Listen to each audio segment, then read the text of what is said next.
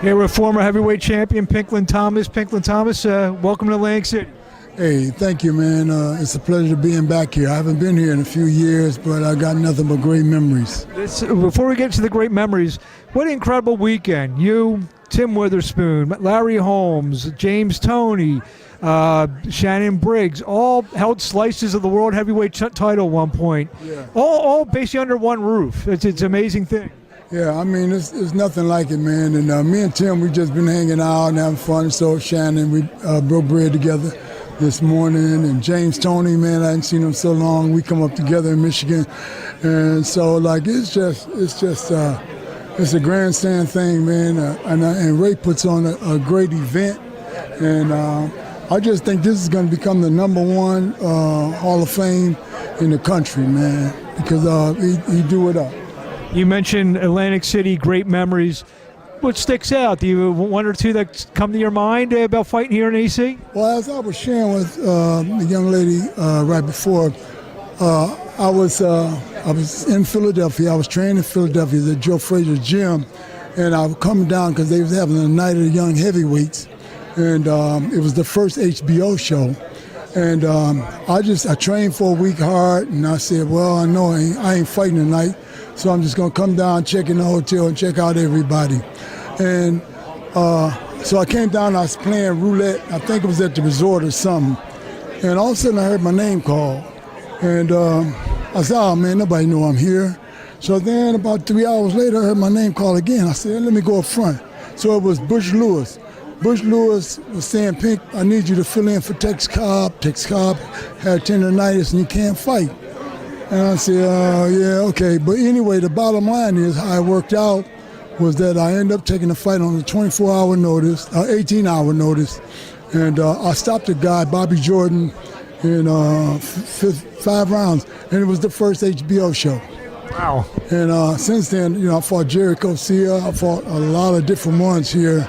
And yeah, Atlantic City was just like, I was skip jump from Philadelphia here in New York. So I just love the East Coast. I'm in Florida now.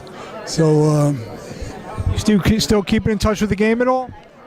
I still watch the game. It ain't like it used to be. I used to dig the rankings like the WBC, WBA. No one's taking fights on 18 hours notice either. No, these guys, they don't know how. I mean, preparation is the key. Some of the greats are gone. Most of the greats are gone.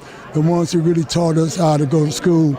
And what I just try to do is just try to teach and carry on the old school method, because that's what really worked and gave a lot of entertainment.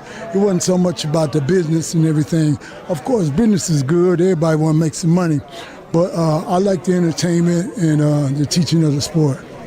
These heavyweights today, a little bit different than yours. These guys are all big, 6'7", 6'8". How would Pinklon Thomas fight a 6'9" Tyson Fury? Huge, man. Now that you say that, me and Tyson was in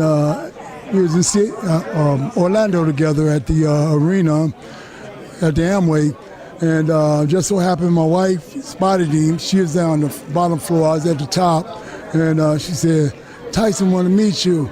And I said, yeah, okay. So I thought she was jiving, So I said about 3 more minutes, so she said, you coming? I said, are you serious? She said, yeah. So they took me to the Icon room, which was a private room. I went down there and I seen a bunch of Englishmen. Everybody was in there, and they was eating and dining and drinking and stuff. And I seen Tyson had a plate of food. And I said, hey, Tyson. I said, hey, champ, how you doing? And he almost dropped his plate. He put his plate down. He came over. He gave me a big hug. So, he's standing this tall. He hugged me. His hands is this big.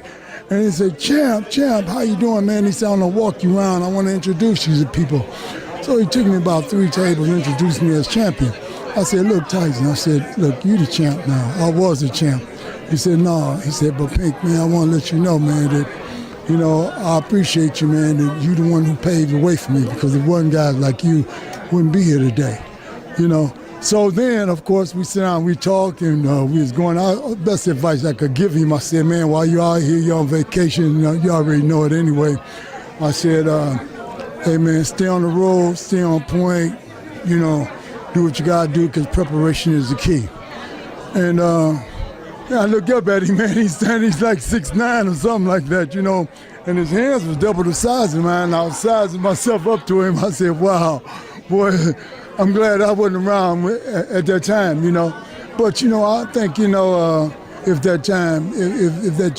I had the opportunity to have to do it, go to school and take these guys to school, I show them a little. I'll pull a rabbit out of my hat. What's that mean to you? We hear about, you know, maybe in a lot of sports where the young generation maybe doesn't know much about the generation or two generations that came before them. How much does that mean to you that he recognized what you did, and you know you were one of the guys who laid the groundwork for what the heavyweight division is today? Oh man, you know, like I tell you, that really touched my heart. Even Shannon Briggs, the heavyweight. Shannon Briggs, you know, he's like probably one of my greatest fans. And Klitschko, we had a thing at the Hard Rock at Fort Lauderdale about 5-6 years ago, all the heavyweights. And the Klitschkos and, you know, these guys, man, they all said the same thing, man. You know, it was like, you know, Pink, you know, when I was a kid, I watched you on TV, man, and you was an inspiration to me, you know. So, I mean, that's enough to get you back up and want to go back at it again, you know what I'm saying? Well, congratulations. You had a fabulous career, and we love having you here this weekend, and we hope to have you back for every year coming forward. Thank you very much, and I appreciate it.